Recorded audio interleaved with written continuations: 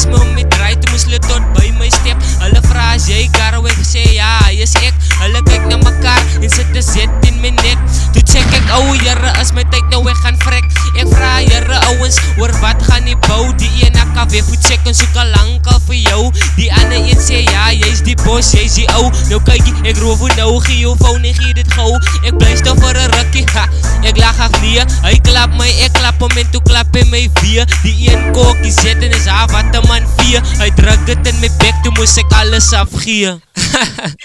Okay, dan check ek van die 6, hy wil my roof met 'n mes. Hy kom kaal borstom en 26 op sy chest. Hy staan 'n lekker distance van my af, ek sê yes. Ek dink vir myself, ek gaan laaste kom hier jou best. Toe hy nader kom, toe proe jy baksteen in sy bles. Ek sê ja, hoe spijs, hoe sal hy jou kris? Hy hardloop nogal weg met sy gesiggie gesmis.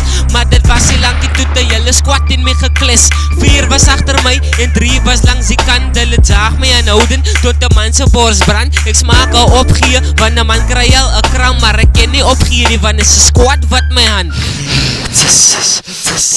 Toe ek in my kol land, toe raak hulle bang. Ek roep NYC, toe was hulle almal gevang. Het die gesien hoe jong lyk, dus groot ouens kop aan die vlam. My braaf is die een, die gaan nou tannie nou verlang. Die een net gehuil met 'n mes vas in sy wang. Ek sê die een in die gang, toe sit ek met taffie in sy wang. Op die einde van die story, toe maak almal se bloed te dam. Toe maak almal se bloed te dam.